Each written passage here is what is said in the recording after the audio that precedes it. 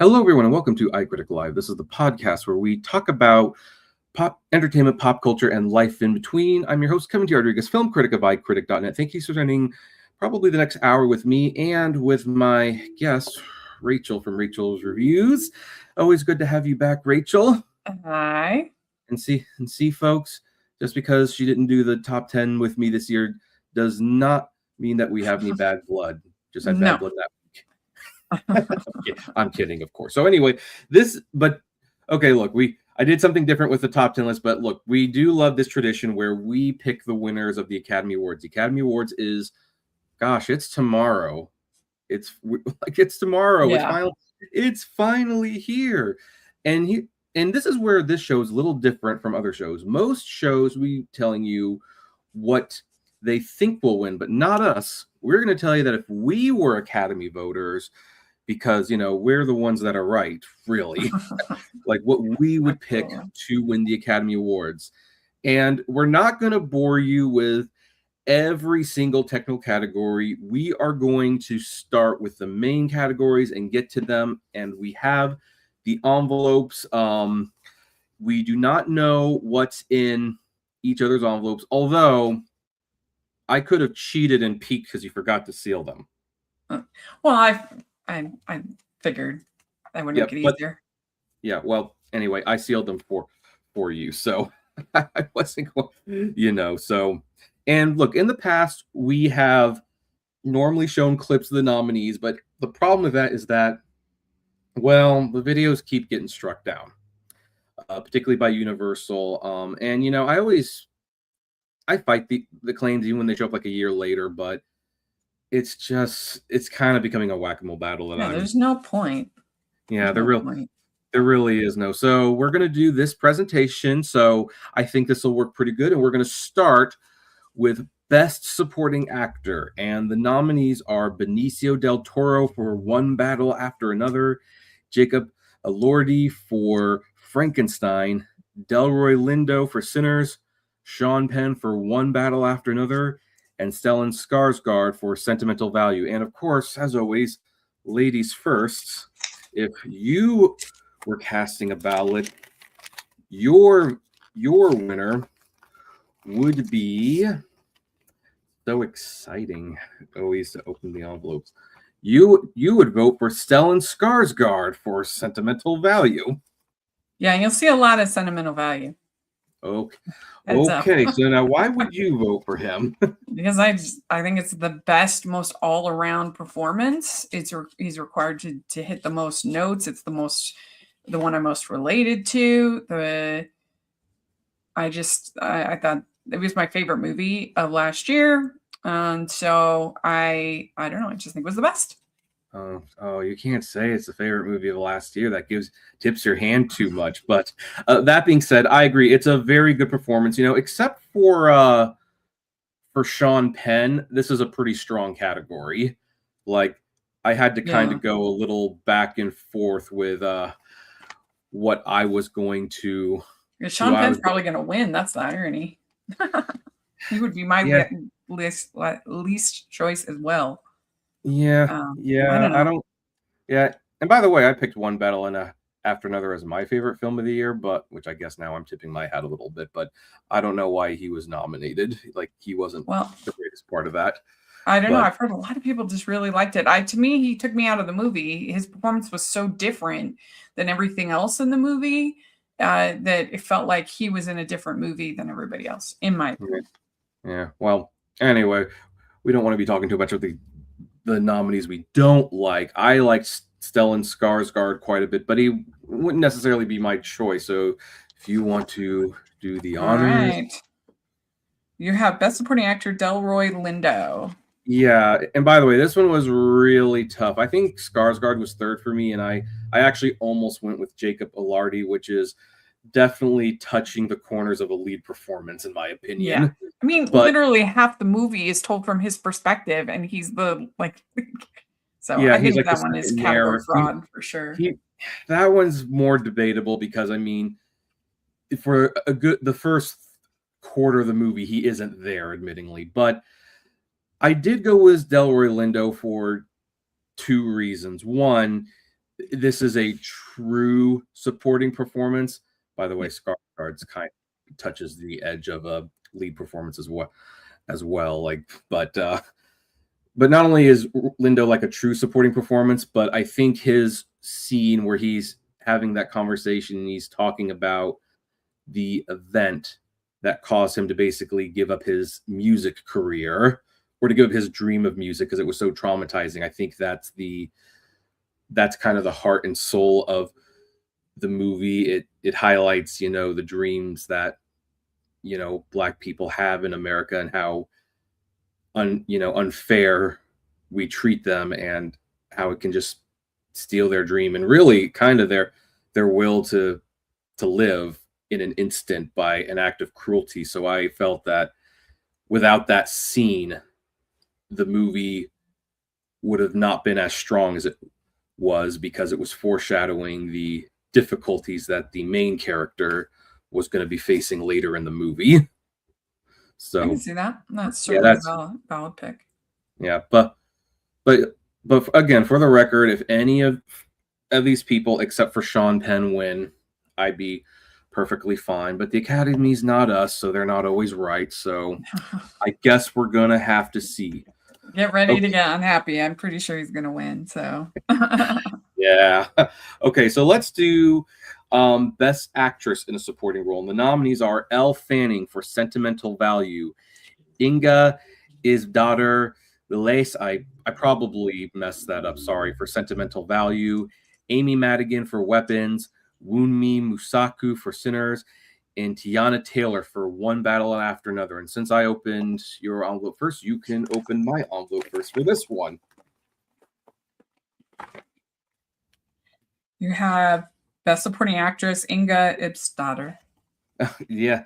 Wow. So despite my difficulty pronouncing her name, of these 5 nominees, I think she gave the most emotional performance, although I am going to say Amy Madigan's nomination in this category is really cool just because the Academy rarely recognizes performances like that. But I do sympathize quite a bit with the sister who is kind of stuck between family members. She loves both her father and her sister. She admits that the father made some major mistakes growing up, but kind of came to peace with it a long time ago and is now trying to get her sister to come to that same peace so that they can have a relationship before it's too late. And I just thought, she just had like a quiet subtlety where you can kind of, on the surface, you can see how she's being strong, but behind the eyes, you can just see the frustration and the sadness.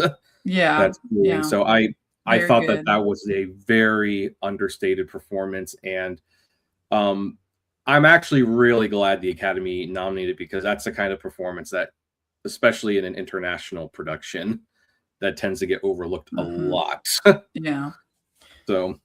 Yeah, she was great. I agree. Yep. So, okay, let's see. I'm actually wondering if we're going to agree on this one. Well, sort of. We picked it from the same movie, but you picked Elle Fanning. Yeah. I thought so why did you think Elle Fanning was better than Inga? It's tough. I really love both performances, but I thought she really captured like what it feels like to be sort of the outsider in a group, to come in and be in this like family dynamic and sort of how uncomfortable and how like she's just trying to do her job. And I felt like she captured that character like really well. So well, I think she also had like she genuinely wanted to make the movie, but as it's going on and she's viewing it, she's kind of realizing that the movie would be better without her in it. Exactly. And this isn't the guy's the director's true. So I mean it's a good performance. I actually like all 5 of these performances. I think all these performances are excellent. I just think Inga's a little bit better, but yeah, at least we agreed on the movie, right? Mm-hmm. All right, so now let's go to Best Adapted Screenplay. The nominees are Begonia, Frankenstein, Hamnet, and One Battle After Another. And let me find... Where is adapted screen? Oh, you forgot to put best before. Okay, so here it is. So let me open this, see what you would pick. You would pick Train Dreams. Okay. So yeah, I'm not a huge fan, honestly, of any of these adapted screenplays. I think that they all have problems, but Train Dreams is the one that I thought moved me the most as far as when we're just talking about the pure scripts. That yeah, I thought was the best. Oh, okay. Well, I don't have really too many issues with any of these screenplays, including Train Dreams. Although I think Train Dreams, it's interesting that it's here because I think that's more of a visual experience. Although the narration, which they have to have the narration because the main character is not. He's definitely he's definitely a quiet type. It's more about capturing like a whole life, and you really get that feeling. And I don't know, just the other ones I had issues with the screen with. I mean, I think that I recommended all of these except for Begonia. I hated that, but I recommended most of these. And but I don't know. I just thought if I was going to say what was a flaw, I would say the screenplays. I think that Frankenstein, I don't like them splitting into two. I don't think that really works. I think the second half is much better than the first half. I think you feel its length. So I think the screenplay has problems. One battle after another, I think it feels disjointed at times. Like I said, everything with Sean Penn character felt like it was in another movie. But I liked it overall. Hamnet, I think that there's some pacing issues that could be better in that screenplay. There's some things I would do differently. But I don't know. I just think out of those five, I think Train Dreams is the best. Okay. Well, yeah. Like I said, it's interesting that Train Dreams is here when the visuals are the strongest aspect of that movie, not the writing. Although I should stress the writing is not bad by any means. I think it captures like a whole life in the script. Like you really get to know this man. Yeah, which is impressive because again, admittingly, he doesn't speak very much in the movie. Yeah. So, all right. Well, I picked a different movie, so you can open the envelope. You have One Battle After Another. Yeah. So, I mean, obviously, if it's my favorite movie of the year, then that's probably going to be the adapted screenplay. But here's another thing. I've actually read 3 of the original source materials in this category. One Battle After Another is one of them. And not only do I think this is a wildly entertaining movie, but out of curiosity, have you read the One Battle and After book? No, the only one of these that I've read is Frankenstein. Yeah, I think that's going to be a lot of people. That's probably going to be their answer. But so it's based off a Thomas Pynchon novel. And if you've ever read a Thomas Pynchon novel, there's a reason, despite the acclaim of his books, they basically don't get turned into movies because they are virtually impossible to visualize as a movie. He uses high vocabulary. They jump around a lot. And so this is like a real example of someone having to take the source material and really change the structure to make it work for a movie. Which is like such a tall task in and of itself.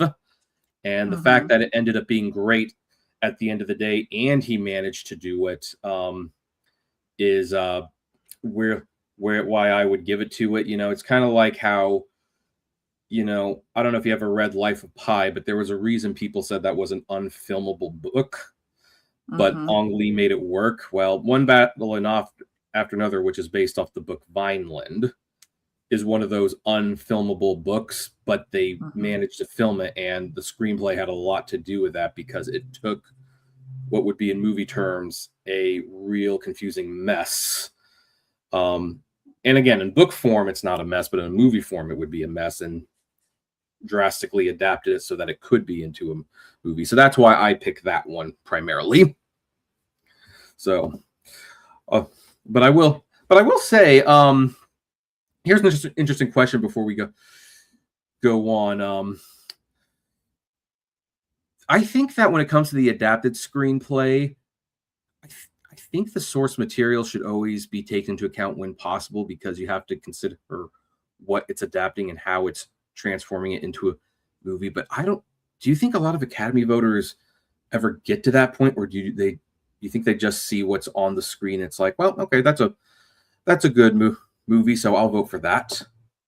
Yeah, I mean, I doubt it unless it's like something like Frankenstein that is very commonly read. Then probably not. But I don't know if I think it should count or not. I think in the end, it's what's the better screenplay. But I could see the argument. Yeah. And by the way, it's interesting because Frankenstein, aside from One Battle and After, is the other one that was most drastically changed in this category that I'm aware of. So, all right. So the next one, we're going to do the original screenplays, and the nominees are Blue Moon, It Was Just an Accident, Marty Supreme, Sentimental Value, and Sinners. And by the way, I don't know how you feel about this category. I kind of had the opposite reaction for you with adapted. I think while there's a couple good screenplays in here, this one I think is definitely the weaker of the two screenplay categories, in my opinion. Yeah, I mean, I think all of these, except for Sentimental Value, the screenplays are. I did like Blue Moon quite a bit, but I know I think if I was going to have issues with them, it is the screenplay. And two of them I flat out didn't recommend. So okay, well, let's see if the one that I picked is one of the ones you don't recommend. Best original screenplay, Sentimental Value. Good choice. Yes. Way to go. So I actually, I do think that this is the strongest of the screenplay plays, and people, are, before anyone starts writing comments like, well, Kevin, you put Sentimental Value number 4 on your top 10 list and Sinners at number 2. Why is it? It's like, well, because in the writing aspect, Sentimental Value is stronger. Sinners is stronger in the visual and the acting, the visuals and the pacing and the action. I mean, admittingly, but if we were doing things like sound and cinematography and stuff, Sentimental Value wouldn't win. But in terms of screenplay, like, this screenplay has a very, well, like some of the characters in it, it walks a fine line. It has to show essentially 4 points of view of a very complicated situation, and it has to show in a way where you understand everyone's point of view. You have to understand how they got to that, see hopefully a path out of it. So, and the character development is just really, really good. And any Oscar-nominated screenplay that calls out Netflix and their lack of theatrical screenings will always get a cookie, in my opinion. So, for me, I liked Sinners. I recommended it, but I felt like the screenplay was its biggest weakness. The fact that it doesn't have the vampires come in for 45 minutes is a problem. It makes the movie feel disjointed. It makes it feel, it's messy, in my opinion. It feels like two different films. And I as a musical fan, of course, I was so much enjoying that first part, and the second part I still thought was well done. But I think the script it's going to be the one that's going to win. But in my opinion, it was one of the big problems of the movie. So. Well, I don't think the screenplay was a problem, although let's see what you picked, because I actually think we might be on the same. Yep, you picked Sentimental Value. Like I said, you're gonna be seeing a lot of that. So, is there any pros that you wanted to add to that I didn't discuss? I just think that anybody that's had to work with their family, that's had to sort of navigate those kinds of dynamics, can connect with this movie, and it just felt very true. Well, even if not the working, but like having to deal with family members that are not evil, but they made some major mistakes, and Yeah, it's hard but to come to terms with that sometimes. sure, but I think there is a special dynamic of working with family that's unique, and it really captures that well. But just the relationships, they just feel true to me. Yep. And sorry if you folks hear that. We had a very loud motorcycle just drive by. Anyway, well, we both agree that that would be our choice. Okay. So the next one, the funny thing is, many people would not consider this one of the big categories, but I love the original song category. So we always do this one, even though people crap on this one all the time. The nominees for Best Song are Dear Me from Diane Warren, Relentless, Golden from K-pop Demon Hunters, I Lied to You from Sinners, Sweet Dreams of Joy from Viva Verdi, and Train Dreams from Train Dreams. So before you open that, I just want to say it will be worth it for my choice to lose this category if the Academy can finally give Diane Warren an Oscar and we can stop nominating her for bad songs. I just want to make that point. Okay, continue. Yeah, I actually have an interview with Diane Warren on my channel if anyone's interested. Oh, yeah. Oh, well, I love her as a songwriter. It's just she's not been doing great. It's just funny. Like when I interviewed her for South by Southwest, I thought she was going to be like kind of over it, like not like if you hear Lin-Manuel talk, he's just like whatever, no big deal, like he doesn't care. But no, she like cares a lot. She gets like really. Oh, well, you can tell she cares because like when Billie Eilish won. And she was sitting next to Diane Warren. You could see she was visibly like upset. So, all right, well, let's That's talk. Funny to me. All right, best song. You have Golden.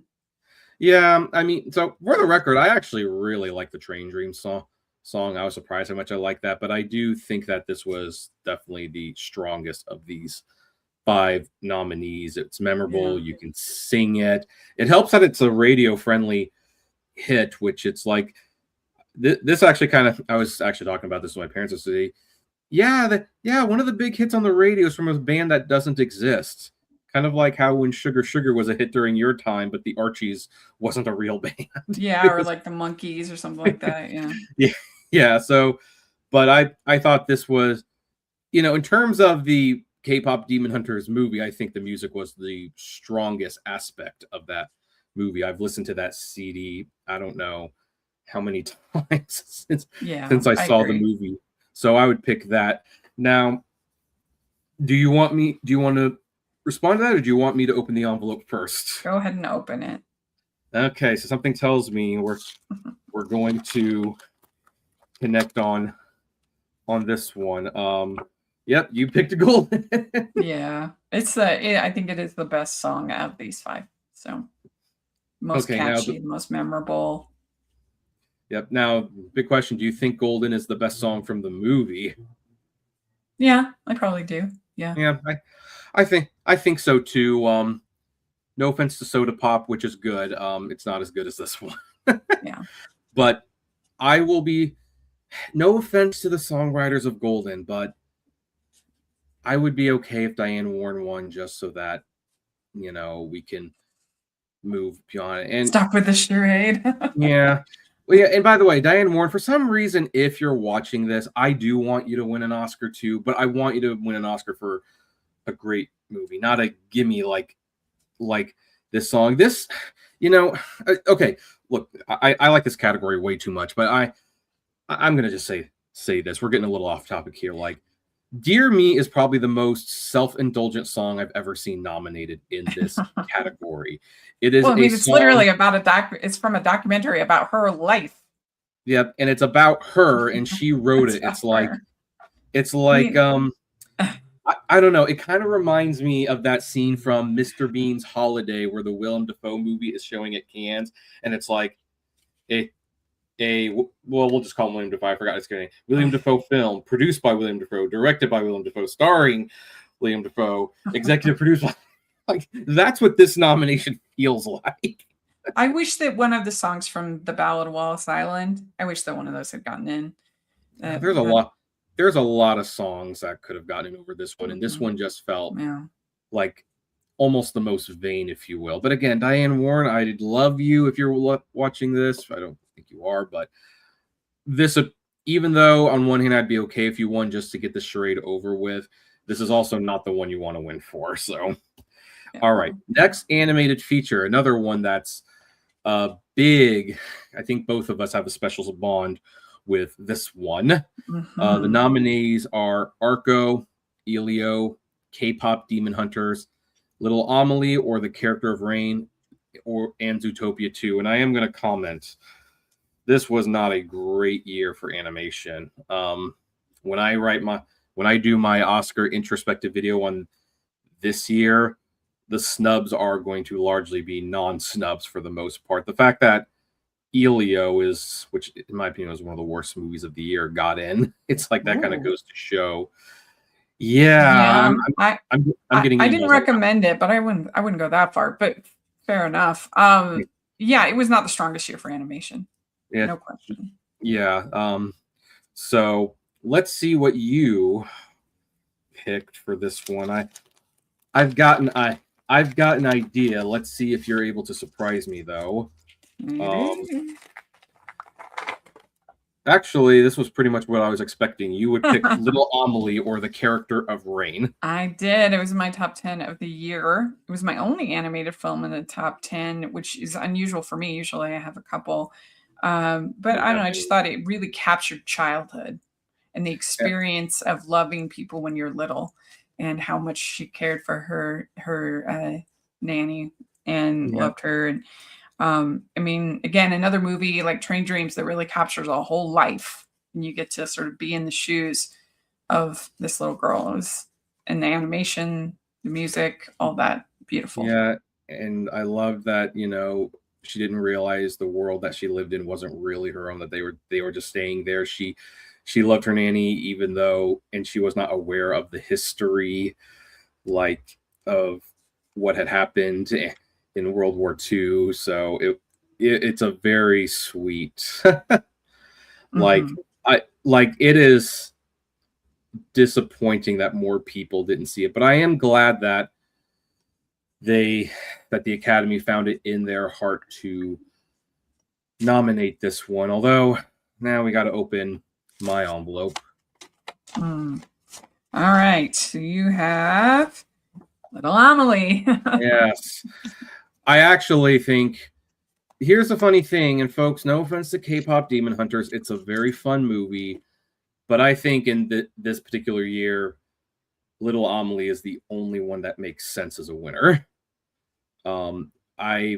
Most of these movie, like Arco, K-pop, Zootopia 2, all of them got 3.5 stars for me, except for Elio, which got 1.5 from me.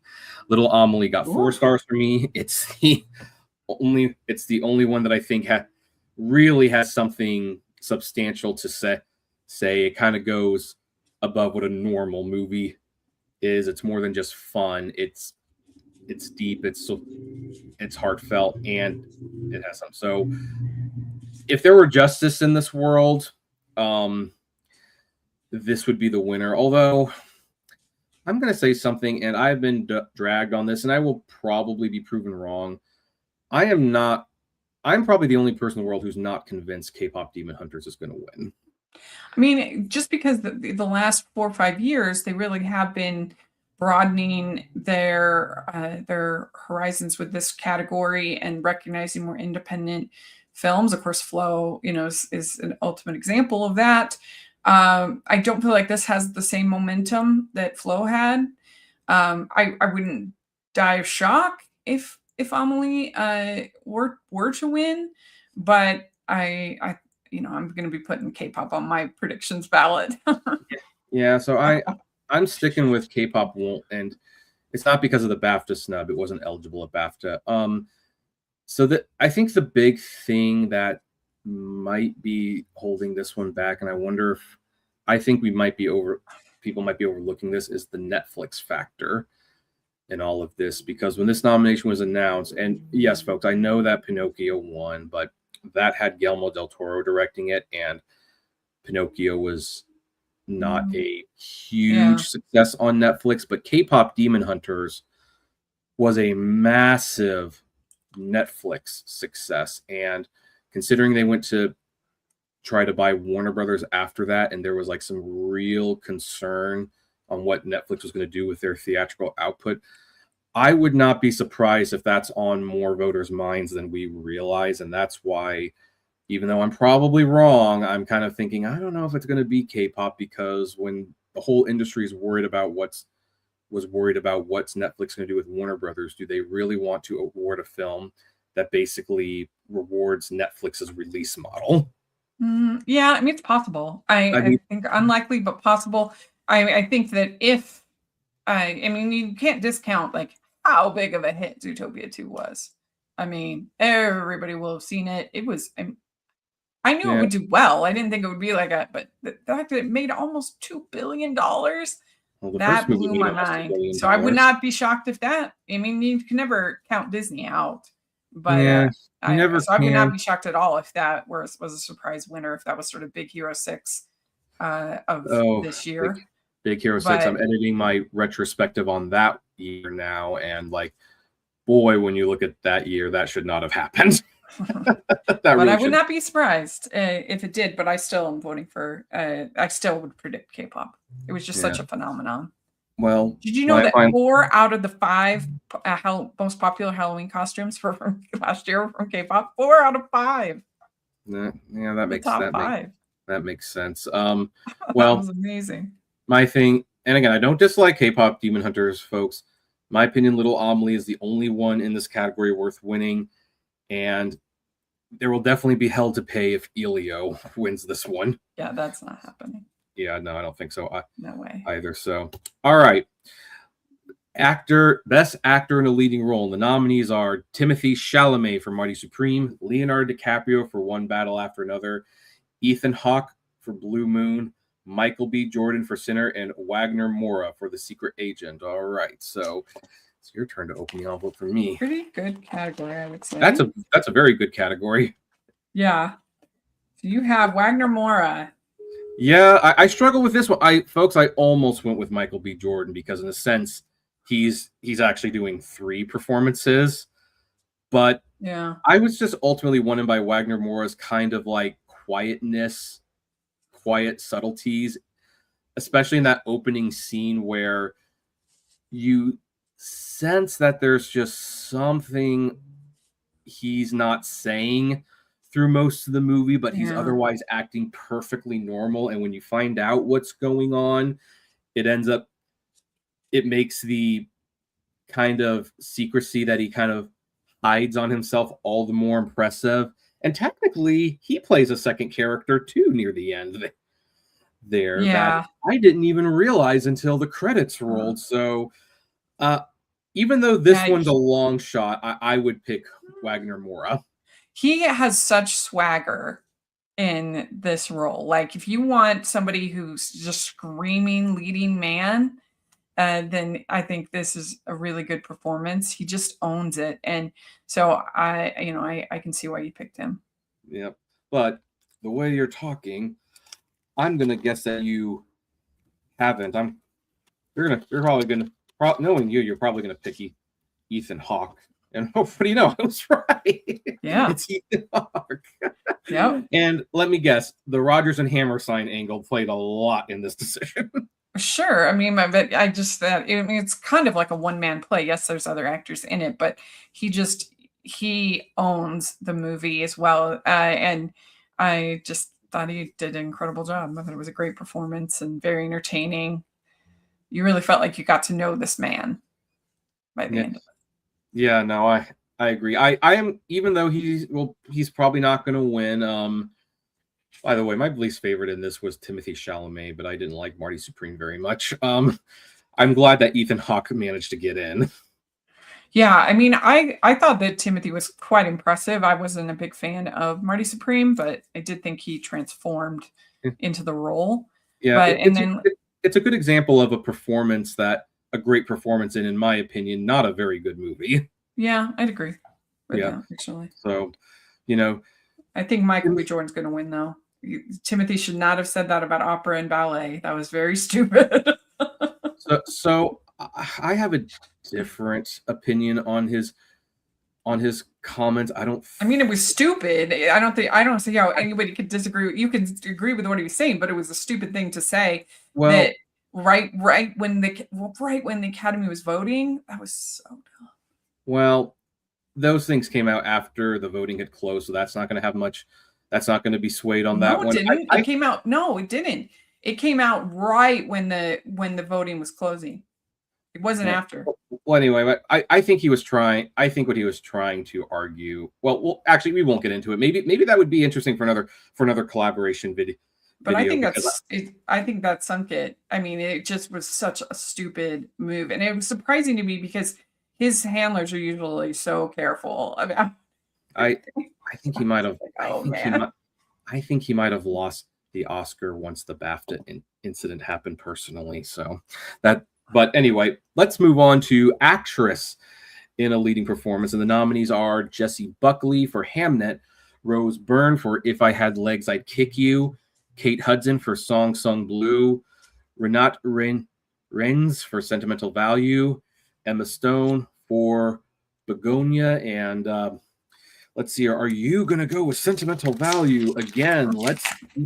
Let's see here. No, actually, you're going with the favorite, Jessie Buckley for Hamnet. I've been a huge Jessie Buckley fan ever since Wild Rose. I just loved her, and she gives it her all for Hamnet. She's the reason why the movie works, and the little boy is so good. But yeah, I mean, it was an emotionally effective, I think, performance. Oh, it's a very emotionally well. All these performances, I know you don't like Emma Stone, or at least not this performance, but hey, considering what the movie was, that was still a good performance. So I like all of these performances. But I'm going against the grain. So okay. So you have Rose Byrne. Yes, although Jessie Buckley was probably third after Renate Renz, but and for the record, Hamnet's a better movie. I acknowledge that. But I think I only went with Rose Byrne because talk about something that was almost a one-woman show. Like, and I understand the claustrophobic feelings some people had watching this movie. The fact that the camera was so close to her face for most of the movie and you didn't see a whole lot outside of her point of view. Could be claustrophobic. But that being said, I was struck with how captivating she was with that setup and how much she did suck me into the movie. Basically being a one-woman show, like for the most part, you're just viewing her. Yeah. And she's doing a great job captivating me personally. So that's why I picked her, even if I would say of these 5 nominated movies, that one's probably my least favorite of the 5. I mean, Begonia would be my least favorite, but I think that's all very fair points. It was a good performance by Rose Byrne. So yeah. So okay, I'm gonna guess you didn't care for the movie very much, knowing you, because it's a kind of a it's kind of a miserable experience. Sometimes it wasn't my favorite, but I can't remember if I did lean fresh or lean rotten. I can't remember if I went rotten or fresh on it. I'd have to look it up. Yeah, that one's unlike Marty Supreme, I did give If I Had Legs, I'd Kick You a passing grade because while both of the characters in some ways were very unlikable, I sympathize with Rose Byrne where I didn't sympathize with Timothy Chalamet. So, I guess that's the line. Okay, so the next category is Best Director, and the nominees are Chloe Zhao for Hamnet, Josh Safdie for Marty Supreme, One Battle After Another for Paul Thomas Anderson, Joachim Trier for Sentimental Value, and Ryan Coogler for Sinners. And before I open your envelope, I did go fresh on If I Had Legs, I'd Kick You, and my quote was, Rose Byrne is very good, but the experience is exhausting. Okay, so, well, I guess that kind of supports mixed review. Yeah, mixed review. Okay, so before we open our envelopes, I hope you didn't pick this one. I think it's total nonsense that Josh Safdie is in this category. I could think of 3 other people who would be far more worthy of this nomination. But did I open the envelope first last time, or did you? I can't remember. Doesn't matter. Okay, so well, I'll let you open the envelope for this one then.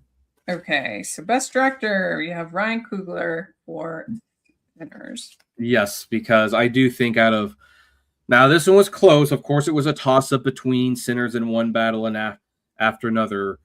But even though I liked 4 of these nominees, these were the two movies that most showcased direction.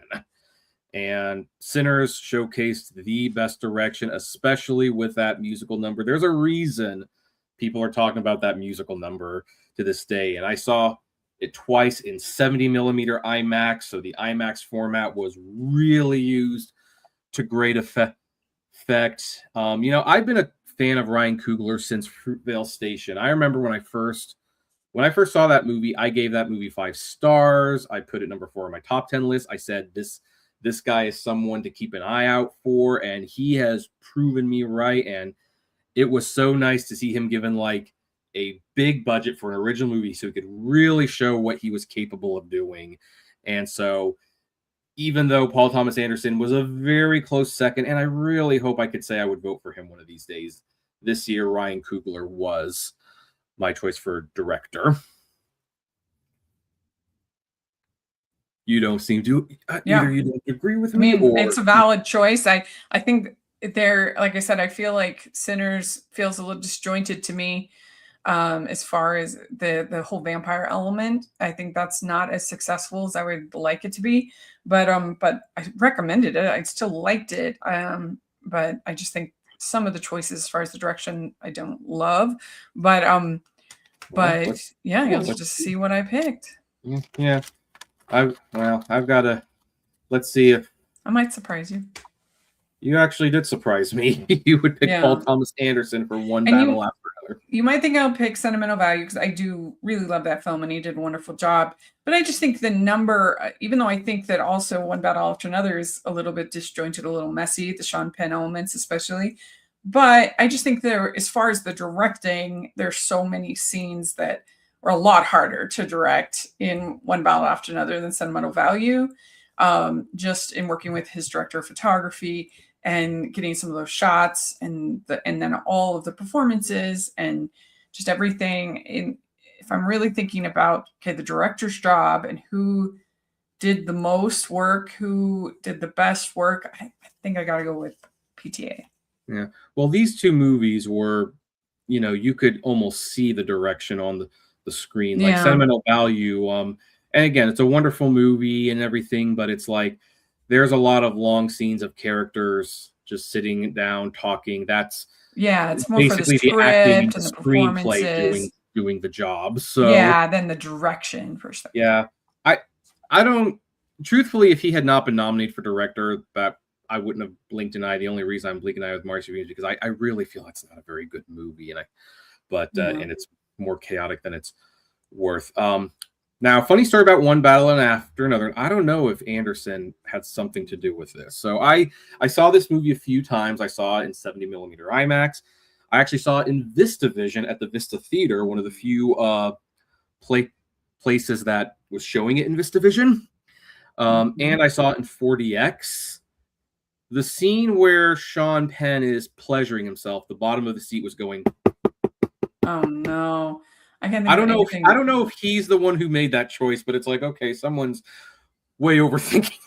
I would never do that 4DX. I did. I had it one time. I didn't know you could turn it off, and it was for the second Maze Runner movie. I was absolutely horrible. I hated it so much. 4DX. For some movies, it's a lot of fun. For other movies, it's very annoying, and that's the problem. Figuring out which one it is. Like F1 and Mission Impossible, those are great 4DX movies, but then you get to like the Nutcracker Realms or something like that, and it's it was not fun. So anyway, I don't know. I don't want to be on an amusement park ride for 2 hours. No, thank you. Well, I will say one thing about 40X, and we're going to move on. Twister. The only reason I like Twisters was because it was in 40X. That's a theme park movie. 40X made perfect sense for something like that because it's not like you're watching that movie for the story. So, anyway, now we get to Best Picture. The nominees are Begonia, F1, Frankenstein, Hamnet, Marty Supreme, One Battle After Another, The Secret Agent, Sentimental Value, Sinners, and Train Dreams. And now that I'm looking at the list, it's like I can think of 3 of these that I would have nominated for Best Director, like over Josh Sadfi. But let's see what you would pick for Best Picture. I mean, let's see here. Big shocker. Sentimental Value. Yes. Yeah, I just think it was the best all-around movie. Best characters, best writing, best story, it was the easiest to relate with, to connect with. I just think it was the best. All right. Well, I would not disagree.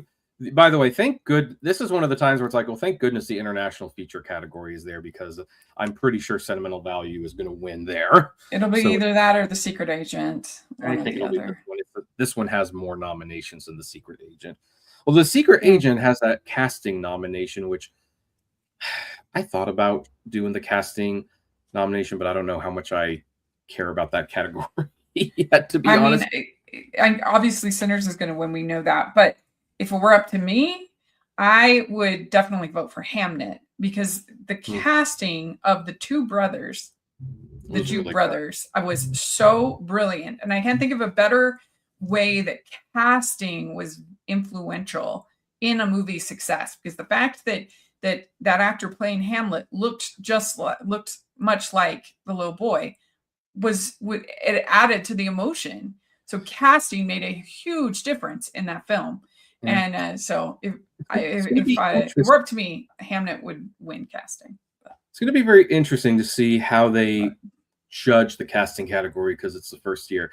So anyway, it's going to win. So yeah. So all right. Well, all right. You have One Battle After Another. Yep. So I did pick One Battle After Another. It's, aside from being the most consistent high octane of all of these, it feels very timely. I was always on the edge of my seat, even when Sean Penn was there. Really, there was only like one scene that I would have cut at the end of the day, which involved the death of a certain big actor. I don't think they needed to show that scene. I thought they had already wrapped up that storyline, but overall, this was the fact that I actually watched it that many times. The theater showed how much I really loved it. So Sinners would have been my second choice, folks. That was number 2 on my top 10 list, but so many of these were great. And even though F1 has no chance of winning, it's still cool to show that they will still put an audience crowd pleaser in there.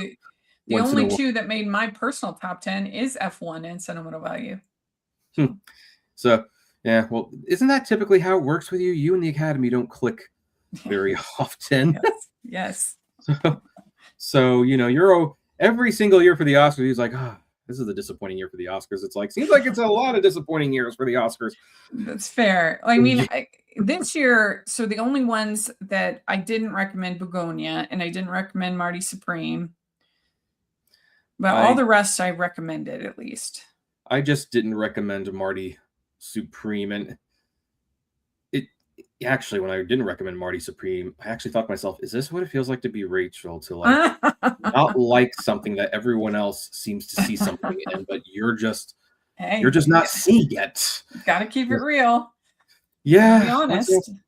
Once in a while, you just gotta be honest. So all right, folks, that is what we would pick if we're the winner. So if we would love to know who you would pick and what you think of all of our decisions in the comment section below. If you are watching or listening to this podcast in a place where comments are allowed. For those of you who want more of my content, you can check me out on iCritic.net. You could subscribe to the podcast on iCritic Live. I'm on Spotify, Apple, Deezer, all the podcasting platforms of your choice. Let's make it official if you like this. And Rachel, where can they find your work? You can find me at Rachel's Reviews all over the place. And also you can find me at the Hallmarkies podcast. All right, excellent. Well, thank you for doing this. So technically, I think this cost me $10 every year to do this because I have to mail you the envelopes and then you got to mail them back and I pay for the postage. But it's so much fun. Yeah, it's a fun touch. I like it. I mean, we did this last year without the envelopes and it was like, it's just something's missing. I mean, saving money is nice, but sometimes it's just worth spending a few dollars extra.